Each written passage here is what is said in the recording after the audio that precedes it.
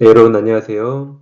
공인중개사 법령과 중개실무 한 번에 끝내는 이론 강의 제3강을 진행하겠습니다. 저는 민법과 중개사법을 동시에 강의하는 일명 민중의 지팡이 김하혜쌤입니다. 36개 중개사법 교재 두 종류 있습니다. 먼저 합격서 요약집이 있고 준비기출 문제집이 있습니다. 지금 진행하는 게 합격서 요약집 과정이죠. 두 권을 동시 구입하시면 할인 혜택이 있습니다. 요약지 보시면서 기출문제집 계속 반복해 주세요.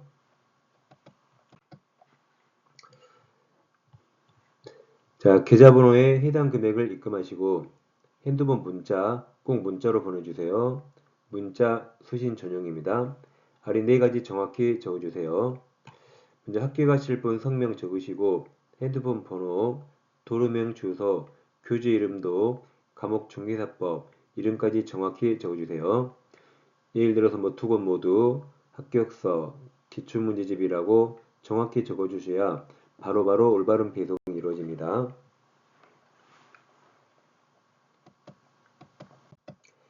이 시간엔 제3강 교재는 김하인 합격서입니다. 여러분 교재 12페이지 펴보세요. 이렇게 꿈에 그리는 공인중개사 자격증이 있습니다.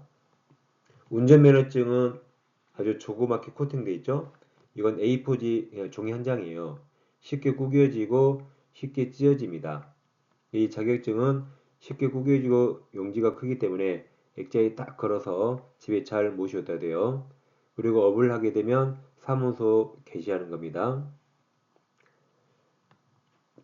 여러분 성명 딱 미리 적으시고 생년월일도 딱 적어두세요. 그리고 여러분 자격증에 이제 성명, 생년월일 자동으로 찍히겠죠? 이거 사무소 걸 때 여러분 생년월일 꼭 가리세요. 포스트잇 꼭 가리세요. 이거 안 가리면 학원 동기끼리 싸워요.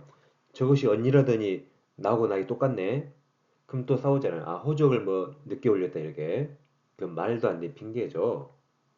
그러니까 잘 가리세요. 나중에 큰 싸움 납니다.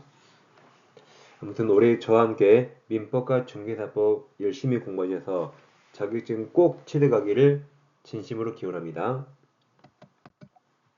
네, 제2장 공인중개사와 교육제도편을 공부하겠습니다. 먼저 공인중개사 자격시험을 공부하겠습니다. 페이지는 말씀 안 드려도 이렇게 다 써드려요. 이 1번 번호까지 다 똑같습니다. 교재에서. 시험 시행기관은 원칙적 시험 시행기관이 시도지사고 예외적 기관이 국토부 장관입니다. 그럼 예외적 기관인 국토부 장관이 시험을 시행할 때는 정책심의위원회 의결을 미리 거쳐서 시행할 수가 있습니다. 물론 시험 위탁할 수가 있어요. 현재는 산업인력관리공단에서 출제하고 있죠. 여기서 시도의사 그랬는데 우리나라는 지방자치제를 운영하고 있죠. 그럼 시도가 광역지자체고 시군구가 기초지자체입니다. 그럼 여기서 시도할 때 시와 시군구 할 때 시가 서로 다르죠. 시도할 때 시는 특별시, 광역시나 특별자치시를 말합니다. 세종특별자치시. 시도할 때 도는 알고 계시죠? 경기도, 강원도 등등 그리고 특별자치도도 포함됩니다. 제주특별자치도, 전북특별자치도가 있죠? 자, 그럼 이 시 밑에 구가 있고 이 구는 자치구라 부릅니다. 도 밑에 시와 군이 있고 이 도 밑에 시를 기초시라 부르고 기초시 중에서 인구 50만 이상의 시를 대도시라고 부릅니다. 그럼 대도시 밑에도 구가 있는데 이 구는 비자치구예요. 자, 예를 들어서 이 경기도 밑에 수원시 수원시는 인구 50만 이상인데 광역시가 아니잖아요. 그러니까 대도시라 부르고 밑에 영통구 무슨 구가 있죠? 그다음 경기도 안양시도 대도시로서 동안구, 만안구 등등이 있습니다. 또 경기도 고양시, 고양시도 광역시가 아니죠. 밑에 구들이 있죠. 그래서 이 시 밑에 구는 자치구고 기초시 밑에 구는 비자치구라고 부릅니다. 이렇게 그럼 시도의 짱을 여기처럼 시도지사, 시군구의 짱을 줄여서 시군구청장이라고 부르기도 합니다. 이 체계를 잘 알아두세요. 기본으로 아셔야 되죠. 이어서 2번 응시자격이 있습니다. 자, 응시자격 없는 자는 딱 두 부류예요. 그래서 자격증을 힘들게 땄는데 자격이 취소됐네요. 그럼 3년간 응시할 수 없습니다. 시험에서 컨닝했다, 부정했다. 그럼 합격하더라도 그 시험 무효라고 그 무효 처분일부터 5년간 시험 응시할 수 없습니다. 여보세요? 자, 근데 이 자격 취소된 자는 나중에 공부하겠지만 등록의 결격 사유에 해당하기 때문에 중개 업무에 종사할 수도 없습니다. 중개 보조원도 될 수 없어요. 근데 시험 부정행위자는 등록의 결격이 아니기 때문에 보조원으로 중개 업무 종사할 수가 있다고 다음에 다시 공부할 겁니다. 그래서 외우셔야 되는데 이걸 자취 3년에서 자취 3년. 다음 부정 시험에 부정했죠? 그럼 부정의 무효 처분일 5년이죠. 부정의 무초 이렇게 오세요. 부정의 무초 무효 처분일 5년입니다. 그가 앞에 무효를 가리켜요. 그쳐 해도 맞습니다. 그리고 시험 시행일이 아니라 무효 처분일 그리고 5년입니다. 이 3년간 헷갈리면 안 돼요. 다시 자취 3년 부정의 무초 하면 되고 이 두 부류가 아니면 누구든 시험 볼 수 있습니다. 외국인 볼 수 있어요. 여기 해당하지 않는 미성년자 볼 수 있습니다. 피성년 후견인 볼 수 있어요. 교도소 안에서도 시험 볼 수 있습니다. 그래서 등록의 결격 사유자도 원칙적으로 시험 볼 수 있어요. 근데 결격 사유자 중에 자취 3년 예만 시험 못 봅니다. 그래서 시험 응시 자격 없는 자와 나중에 공부할 결격 사유는 완전히 다릅니다. 자, 그래서 위쪽 1번 응시 제한 사유가 없는 자 누구든지 시험 볼 수 있습니다. 나중에 공부할 등록의 결격 사유자와 비교하면 되겠어요. 등록의 결격 사유에 해당하더라도 여기 자취 3년을 제하면 다 시험 응시에서 합격하면 공인중개사가 될 수 있습니다. 헷갈리면 안 되겠습니다. 네, 이제 14페이지 3번 공인중개사 시험 시행을 공부하겠습니다. 동그라미 1번 공인중개사 자격시험은 매년 1회 이상 시행한다죠. 자, 1회 이상입니다. 원래는 1회 시행한다 했어요. 근데 여러분 15회 때 15회 시험이 엄청 어려워서 합격자가 1%도 안 나왔어요. 이렇게 어렵게 되니까 수험생들이 가만히 있었겠어요. 전국에서 다 버스 대절해서 다 서울로 집결했죠. 그래서 엄청나게 데모, 항의하니까 시위를 벌였죠. 그러니까 어떻게 한 번 더 봐야지. 근데 매년 1회 시행한다. 이 법을 한 번 더 볼 수가 없죠. 그러니까 살짝 이상은 그때 추가해서 그래서 1회 이상 시행한다. 그래서 15회 추가 시험을 본 적이 있었습니다. 근데 다만 시험 시행기관장은 시험 시행하기 어려운 부득이한 사정이 있는 경우에 심의원의 의결을 거쳐서 당위연도 시험을 시행하지 아니할 수가 있습니다. 여러분 몇 년 전에 코로나 있었죠? 그때 우리 중개사 시험 안 보려고 그랬어요. 물론 다행히 봤습니다. 근데 그 해 공무원 시험도 연기했죠. 이렇게 혹시 당위연도 시험을 시행하지 아니할 수도 있어요. 이런 일이 있으면 절대 안 되겠죠? 다음 2번 1차 시험에 합격한 자에 대해서는 다음 연도 X, 다음 회 시험이에요. 왜 다음 해죠? 여기처럼 한 해에 두 번, 세 번 볼 수 있으니까 다음 해입니다. 다음 연도 X, 회 시험에 한하여 1차 시험을 면제하게 됩니다. 다음 연가로 2번 합격자 권고와 자격증 교부입니다. 1번 공인사 자격시험 시행하는 시험 시행기관장은 합격자에게 이를 공고하고 시험 시행기관장이 공고하죠. 이제 시도이사는 합격자에게 합격자 결정 공고일부터 자 1개월 이내 동안 하세요. 시험이 잘 나와요. 1개월 이내에 자격증을 교부해야 됩니다. 자격증 누가 교부해요? 시도이사. 자격증은 무조건 시도이사로 나오고 1개월입니다. 그럼 자격증 얼마나 받고 싶어요? 지금 잠도 못 자 미쳐요. 그러니까 1개월이에요. 2개월 X. 한번 자격 취득할 때 자격증 받을 때 기분 좋았죠? 이제 자격증을 따고 나면 이제 신경 안 쓰거든요. 3번처럼 자격증 교부받은 자가 뭐 자격증을 이제 잃어버리네 신경 안 써요 이제 뭐 커피 흘리고 막 찢어지고 못 쓰게 돼요. 그때는 누구한테 항상 교부한 시도의사 자격증은 이제 무조건 교부 준 사람, 준 시도의사예요. 재교부 신청합니다. 자격증은 무조건 교부한 시도의사예요.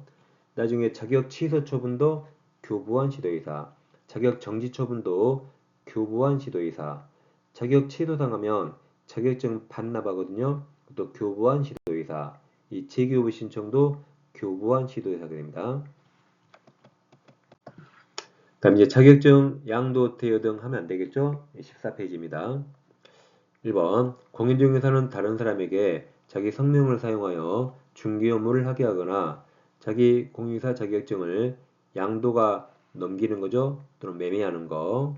공짜 양도도 안 돼요. 또는 대여해서는 아니 되며 누구든지 다른 사람의 공인사 자격증을 양수가 넘겨받는 거 또는 매수하는 거, 매수하거나 대여받아 이를 사용해서는 아니 된다. 한편 누구든지 공인사 자격증 양도, 양수, 대여 행위를 알선에 또 그럼 알선에서도 안 된다라고 최근에 신설됐습니다. 그럼 자격증 대여가 뭘까요? 2번이 8년대 공인사 자격증 또는 등록증 대여란 다른 사람의 그 자격증 또는 등록증을 이용해서 공인중개사로 행세하면서 공인사 업무를 행하는 것을 알면서도 그에게 자격증 자체를 빌려준 것을 말합니다. 이게 판례가 됩니다. 이렇게 힘들게 딴 자격증 양도 대여 안 됩니다. 가족 간에도 절대 안 돼요. 자, 그럼 예를 들어서 이제 갑은 자격증 땄어요. 을은 무자격입니다. 예를 들어서 여러분들 학원 다니시는데 학원에 뭐 남녀노소 여러 가지 다양한 사람들 있잖아요. 을은 지금까지 무자격으로 중개업을 아주 많이 해서 돈도 많이 벌고 일도 잘합니다. 자격증만 없이 하고 나서요. 갑은 이제 20대 초반이에요. 뭐 중개업 해본 적도 없고 돈도 없고 사회 경험도 없어요. 이런 두 분이 학원 다녔거든요. 학원 다녔는데 또 을은 아쉽게도 자격증 못 땄습니다. 20대 청년은 자격증 딱 땄어요. 그럼 이 일은 어떻게 해야 돼요? 또 1년 공부하자니 돈을 못 벌죠? 그래서 갑을 잘 꼬셨죠. 그래서 내가 사무실 차리고 일 가르쳐 줄 테니까 갑 네 이름으로 사무실 만들자라고 꼬시는 거죠. 그리고 술도 많이 사주면서 앞으로 형이라 불러 라고 딱 꼬십니다. 그래서 갑은 이 일을 배워야 되니까 을과 같이 하기로 했죠. 자, 그럼 갑 이름으로 사무소를 등록하는 거죠. 그럼 둘이 일을 하면 내부적으로는 을이 사장님이고 내부적으로 갑은 야죠. 야 임마. 근데 법적으로는 갑 이름으로 등록하니까 갑이 개업공인 중개사입니다. 법적으로.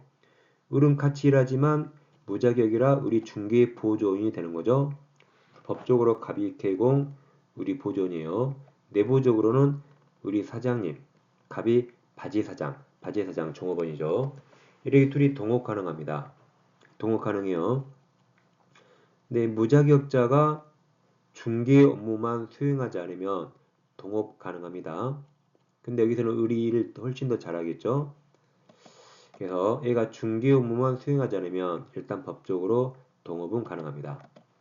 자, 그런데 이제 을이 일을 잘해요. 그래서 을이 거래를 성사시키고 계약서 작성도 을이 더 잘합니다. 이렇게 모든 걸 실질적으로 을이 다 했어요. 근데 계약서에 이제 갑 이름 서명하고 갑 도장을 찍었죠. 그러면 모든 것 실질적으로 을이 다 했죠. 을이 다 했죠. 마지막에 형식적으로 갑이 사인하고 갑 도장 찍었죠. 그럼 이건 실질적으로 갑 이름 빌려서 을이 다 한 거기 때문에 이건 자격증 대여로 볼 수 있습니다. 이렇게 우리 판례는 자격증 대여인가 아닌가는 이 형식이 아니라 실질적으로 판단합니다. 여러분 제게 동그라미 3번을 보세요. 자, 갑을 자 이렇게 적으세요. 교재에 갑을 이렇게 여기를 딱 적이 이렇게. 그래서 이건 이제 최소한 딱 책에 적어두시고 이렇게 책에 적어두시고 3번 만일 공인중개사 소유 갑, 얘가 갑이죠. 무자격자가 쓰입니다. 을로 하여금 그 공인중개사 갑 쓰시고 갑 명의로 개설 등록 마친 중개사무소에 경영에 관여, 누가 관여하죠? 수수의 을, 을이 관여하죠. 관여하거나 자금을 투자, 누가 투자해요? 을, 무자격자 을 투자하고 이로 인해 이익을 분배받도록 누가 분배받아요? 을이죠. 을. 이렇게 써놔야 판례가 헷갈리지 않습니다.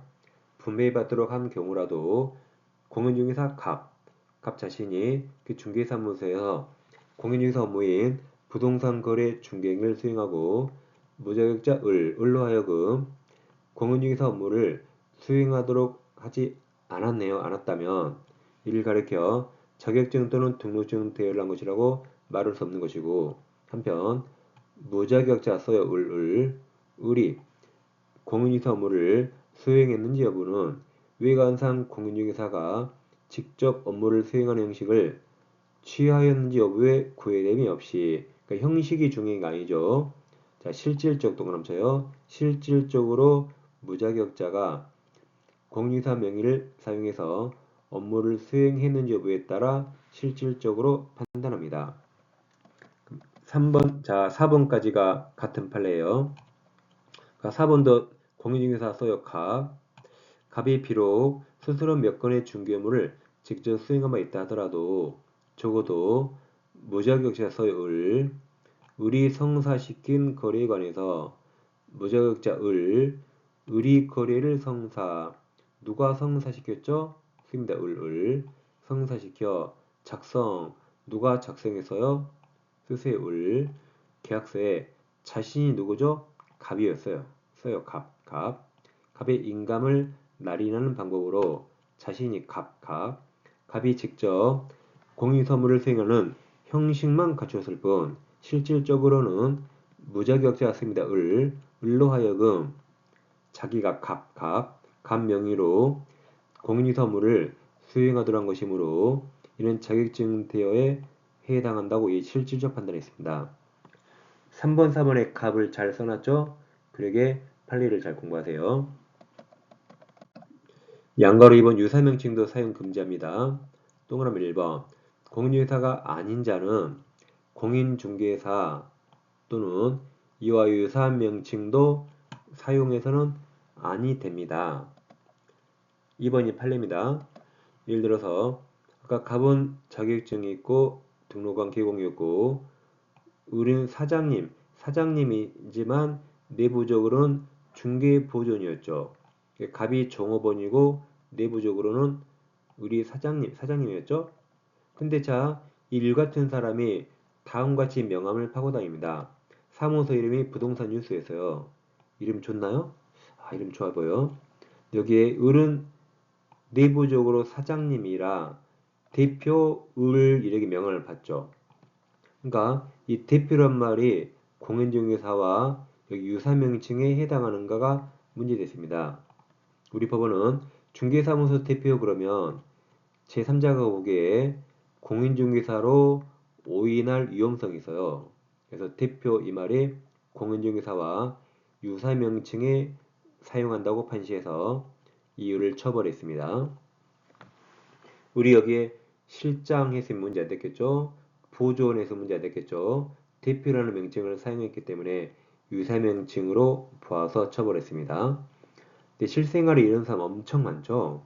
무자격자들이 막 대표 홍길동 명함 파거든요. 이거 고발하면 다 처벌됩니다. 주의하셔야 되고.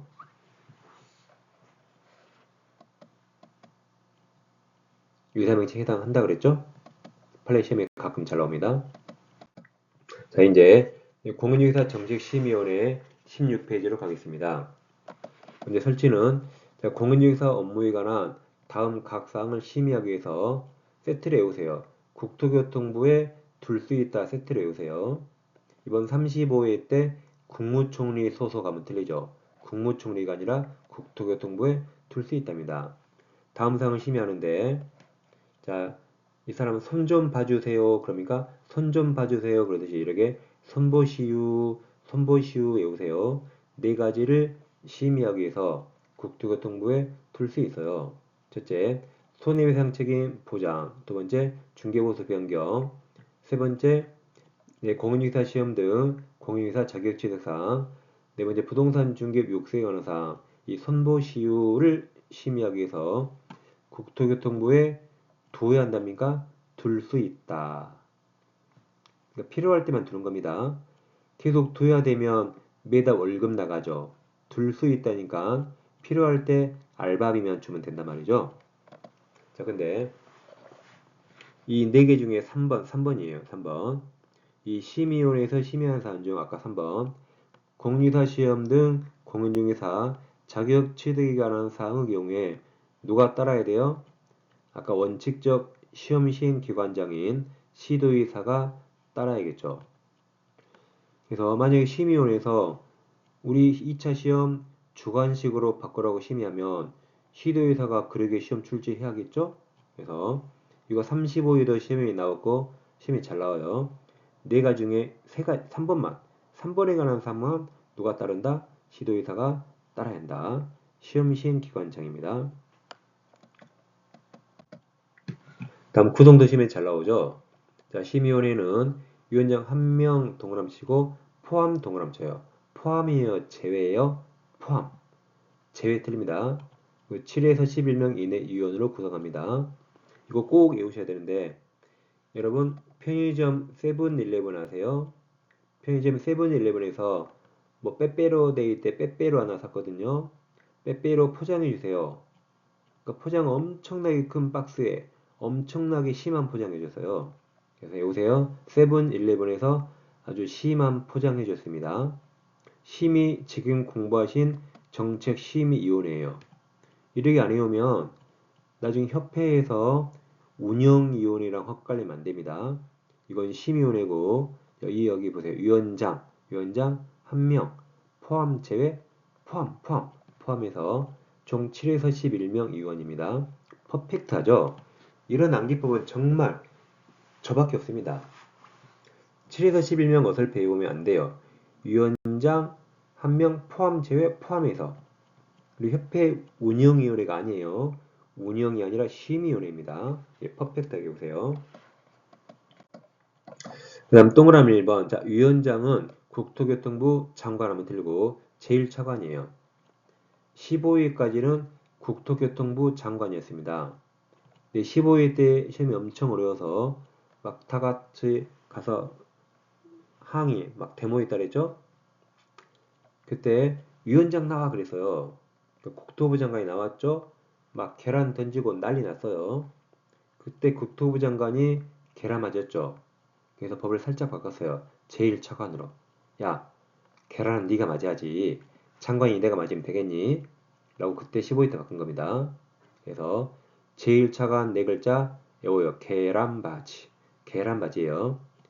좀 이따 보겠지만 실질적 모든 권한은 국토부 장관에게 다 있어요. 얘는 뭐다? 그냥 계란바지입니다.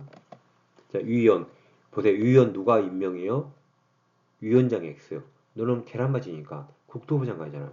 이렇게 얘는 계란바지예요. 니은. 공무원인 이원을 제외한 이원의 임기는 다 2년입니다.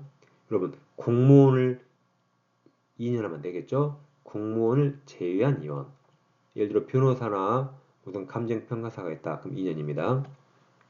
간사가 있는데 이제 간사 몇 명? 한 명을 줄 수 있고 간사는 위원장이 국토부 소속 공무원 중에서 위원장이 지명합니다. 다음 위원장 직무가 있는데 위원장은 당연히 심의위원회 회의를 소집하고 의장이 되겠죠. 2번 위원장은 심의위원회 회의를 소집하려면 최라 7일이요. 최라 7일, 7일 전까지 회의 일시, 장소 등을 각 위원에게 통보합니다. 3번 시험에 아주 많이 나왔죠. 위원장이 부득이한 사유로 직무를 수행할 수 없을 때 부위원장 X, 부위원장 없어요. 자, 가로쳐 놓으세요. 위원장이 미리 지명한 위원 가로쳐요. 한 번 더 오른팔. 위원장이 오른팔이 그 직무를 대행합니다. 다음 위원회 제척, 기표, 회피 등이 있는데 자, 제척을 보세요. 심의위원회 유위원이 아까 유위원 몇 명이었죠? 7에서 11명. 다음 각 호 어느 하나에 해당하는 경우에 심의위원회 심의 의결에서 제출됩니다. 아까 손보시효를 심의한다 그랬죠? 여기서 심의하는데 제척에 동그라미 치고 써요. 빼고 한다. 제척이 무슨 말이다? 그 사람 빼고, 빼고 한다. 밑에 1, 2, 3, 4 외울 필요 없습니다. 그 안건과 밀접한 연관이 있는 거예요. 밀접한 연관. 1번, 위원 또는 그 배우자나 배우자이었던 사람. 그러니까 배우자는 현재 배우자이었던 사람은 이혼했을 때, 그 사람이 해당 안건의 당사자, 가로 열고, 당사자가 법인이나 단체 등인 경우에 그 임원까지 다 포함해요. 당사자가 되거나 그 안건의 당사자와 공동 권리자, 공동 의무자, 한마디로 그 안건과 매우 밀접하죠. 안건의 당사자거나 당사자와 공동 권리자, 의무자 밀접하잖아요. 그럼 이런 이혼이 심의하면 공정한 심의를 못 하겠죠? 그리고 밀접한 사람은 제척 빼고 한다. 왜냐면 현재 배우자이면 배우자에게 유리하게 하겠죠. 유리하게. 배우자이었던 사람이면 아주 이자에게 불리하게, 이 전 와이프, 전 남편이잖아요. 이 사람에게 아주 불리하게 할 것이고 이 사람에게는 아주 유리하게 하겠죠. 그러니까 빼고 해야겠죠. 2번, 위원이 해당 안건의 당사자와 친족이거나 친족이었네요. 그럼 친족이면 유리하게 할 것이고 친족이었으면 그 왼수 집안, 이혼한 집안 불리하게 하겠죠. 3번, 위원이 해당 안건에 의해서 증언, 진술, 자문, 조사, 연구, 영역, 감정 그 해당 안건에 돈 받았으면 유리하게 할까봐. 4번, 위원이 속한 법인 단체 등이 예를 들어 로펌, 법무법인이다. 감정평가법인이요. 해당 안건의 당사자의 대리인이거나 대리인이었으면 뭔가 유리하게 할까봐. 그러니까 애울 필요 없죠. 해당 안건과 밀접한 연관이 있으면 제척 빼고 한다. 자, 양가루 2번입니다. 위원의 기표의 배촉을 보겠습니다. 1번, 해당 안건 당사자는 위원에게 아까 위원이 몇 명이었죠? 7에서 11명. 그 중에 예를 들어 한 명에게 공정한 심의 의결을 기대하기 어려운 사정이 있는 경우에 심의위원회에 기피 신청 씁니다. 저 사람 빼주세요. 기피 신청이 뭐예요? 저 사람 빼주세요. 빼주라고 할 수 있고, 그러면 심의위원회는 의결로 뺄지 말지, 그 사람을 뺄지 말지 결정한다. 이 경우 기피 신청 대상인 이 위원은 그 의결, 뺄지 말지 그 의결에 참여하면 안 되겠죠. 2번, 위원 본인이 아까 4가지 제척 사유당한 경우에 스스로 해당 안건 심의 의결에서 회피해서요. 스스로 빠진다. 회피가 뭐요? 스스로 빠져야 한다. 빠져야겠죠. 3번 국토부 장관 동그라미 쳐요. 국토부 장관은 위원이 제척 사유 어느 하나에 해당한데도 불구하고 회피, 스스로 빠지지 아니한 때 해당 이혼을 해촉할 수 있다. 빼버릴 수 있다. 빼버린다 써요. 빼버린다. 그러니까 누가요? 국토부 장관. 이렇게 모든 권한은 국토부 장관에게 다 있어요. 아까 위원장 제1차관은 계란바지예요.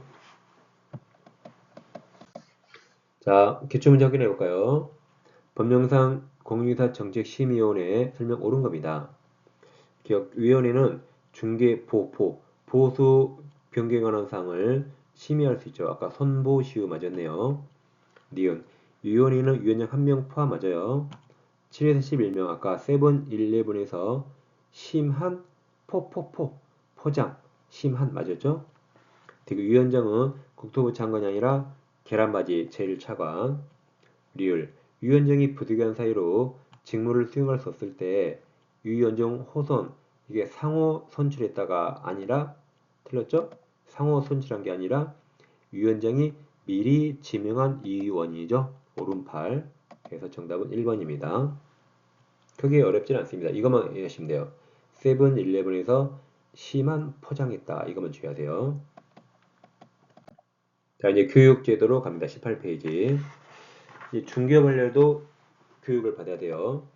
교육은 업무 개시 전에 받는 것과 업무 개시 후로 크게 나눕니다. 업무 개시 전에는 실무교육과 직무교육이 있고 개시 후에는 연수교육과 예방교육이 있습니다. 그럼 실무교육 받을 의무자는 등록 신청하려는 공인중개사와 법인의 대표자, 임원사원 전원이 다 받아야 돼요. 임원사원 중에 자격증이 없더라도 최소한 실무교육은 받아야 됩니다. 법인의 분사무소 책임자, 그리고 소공도 받아야 됩니다. 직무교육은 중개보존이에요. 지읒, 직무교육 지읒, 보존 지읒. 그리고 실무교육 받은 개공과 소공은 이제 2년마다 또 연수교육을 따로 받아야 됩니다. 개공과 소공이에요. 그래서 여러분 연개소문 아세요? 연개소문? 연개소문 대신 외우세요. 이렇게 연개소리 이렇게 연개개 소소소 리 이렇게 리. 좀 이따 다 이자 연수교육은 다 이자예요. 이자 많이 나옵니다. 그래서 연개소리 외우세요.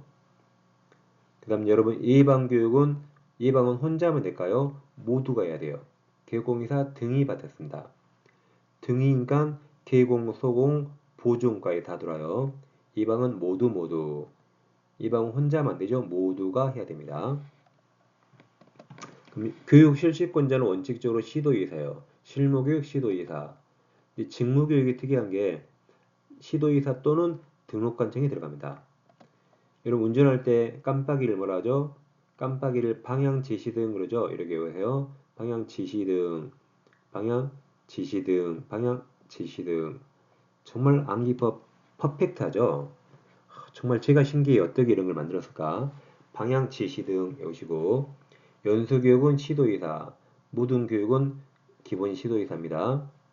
다음 예방은 아까 모두 받는 자도 기공 등 모두 실시권자도 국토부 장관 시도이사 등록관청 모두 외우세요. 예방은 여기도 모두 외우세요. 구체적으로 살펴보겠습니다. 자, 실시권자는 교육은 기본적으로 시도이사, 실무교육 시도이사, 직무교육은 아까 방향 지시등 기억나죠? 방향 지시등, 연수교육 시도이사, 예방은 모두, 국장 시도이사, 등록관청 다 들어가요. 예방은 모두 기억하세요. 자, 받을 의무자, 실무교육은 아까 네 종류였죠? 등록 신청하려는 공인중개사, 등록 신청을 전 1년을 받아야 되고 법인의 대표자와 임원사원 전원이 이것도 1년 이내 받습니다. 책임자도 분사무소는 설치 신고한다 그러죠. 그러니까 최초로 중개사무소는 여기 등록 신청이에요. 그럼 등록증을 받거든요. 근데 법인의 분사무소는 등록 신청이 아니라 설치 신고합니다. 그러면 등록증이 아니라 설치 신고 확인서를 받게 돼요. 그래서 책임자는 설치 신고 1년 이내입니다. 다음 소공은 고용 신고 1년 다 1년 이내 받아야 돼요. 직무교육은 지읒 중개 보조는 고용 신고 1년 1년 이내 받습니다. 연수교육은 아까 연개소리 연수교육 개공 소공 연수개소리 예방은 모두 개공 등 개공 소공 보존 다 받아야 돼요. 그래서 방향 아까 지읒 기억하시고 연개소리 기억하세요. 예방은 모두 다시 기억하세요. 이제 교육시가 있는데 자 실무교육 28, 32 직무교육은 3, 4시간 연수는 12, 16이고 예방교육은 특별시간 없습니다. 이 숫자 시험이 잘 나옵니다.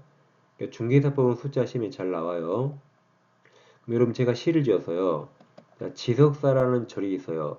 지석사에 절에는 무슨 꽃이 피죠? 저 연꽃.